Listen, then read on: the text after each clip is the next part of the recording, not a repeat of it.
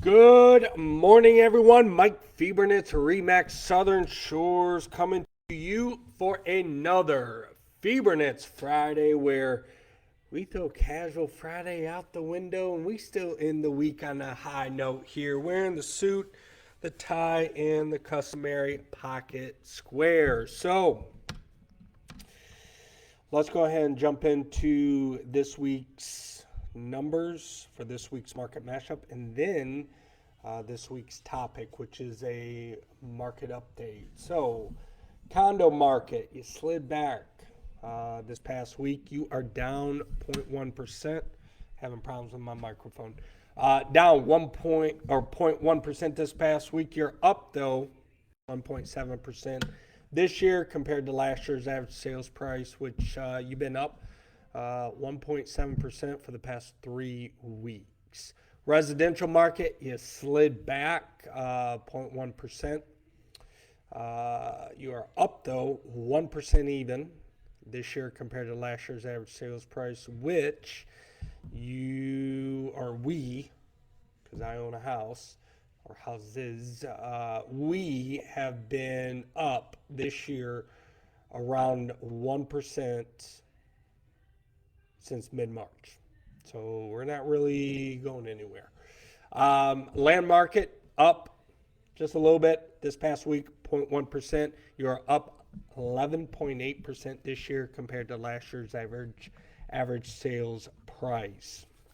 So every week, I report on these numbers and I say the same thing. It's very stagnant. We've plateaued. There's not really movement, in the pricing, in these three markets. So, brings me to this week's topic, which at the end of every month, the topic is the end of month market update for April 2024. And at the end of every month, the MLS, our multiple listing service, will provide updated market stats. And they just put out these stats for the end of April. And I always go through, kind of pick out some more important ones so you understand what's happening in the real estate market. So, as I've always done in the past, I'm going to give you 4 stats that are most important to you, along with some historical graphs of each. So, the very first stat is closed sales, which had another increase. So to put this into perspective, the number of closed sales for April increased by about 10%. Now, although this is good news on the increase, because closed sales mean buyers and sellers are buying and selling properties to each other, the number of closed sales for April is around the same number for April of 2023. And the number of closed sales is slightly decreasing year over year. Usually, historically, April we see, I believe, an increase, and now we're continuously seeing almost a decrease of closed sales year over year.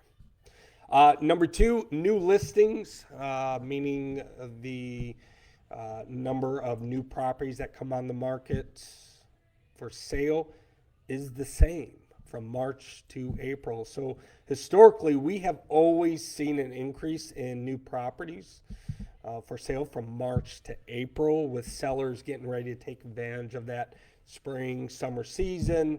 The grass is looking better, the flower beds, stuff like that. So it's a whole lot better looking, to the buyer for curb appeal purposes during the spring, summer. So, that's why we see that increase. Now, we didn't see that increase this April, so the concern is if sellers are holding off on selling because of their lack of confidence in this market.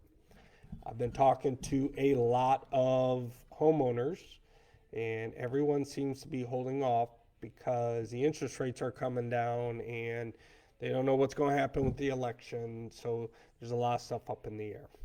Number 3, pending sales increased. So pending sales is basically where buyer made an offer, negotiated with the seller, buyer and seller basically came to terms, and they put the property pending.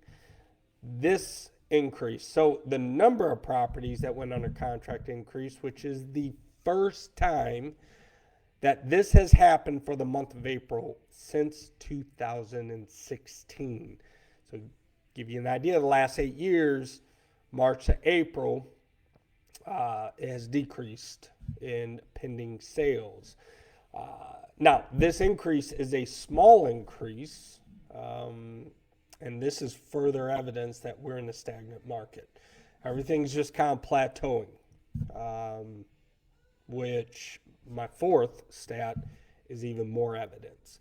Average sales price decreased. So if you've been following me every single month, it seems to be just like a jagged line. The average sales price decreased, which this stat has been seesawing back and forth every month since May of 2023. We would increase one month, decrease the next, then increase the month after, only to decrease after that. So the average sales price has basically been stagnant or plateaued ever since May of 2023. So, you have to ask yourself, more importantly, how long can this market hold on at this pace with rates not likely to drop this year? So, everything is kind of going up and down, and it's kind of harder to gauge month by month. So I don't know how long this market is going to hold on at this pace, in my opinion, because everyone's kind of waiting for the interest rates to drop, but now we don't know if it's going to drop this year. So, folks, that's all I got. If you have any questions, don't hesitate to drop me a comment down below. Hit the share button. I know you know someone looking to buy or sell, or if you're watching on YouTube, then subscribe, like, hit the notification bell. Love to help you out, be a resource to you. Guys, have a wonderful weekend. I will see you guys next Friday for next Friday's Fiebernitz Friday. Have a good one.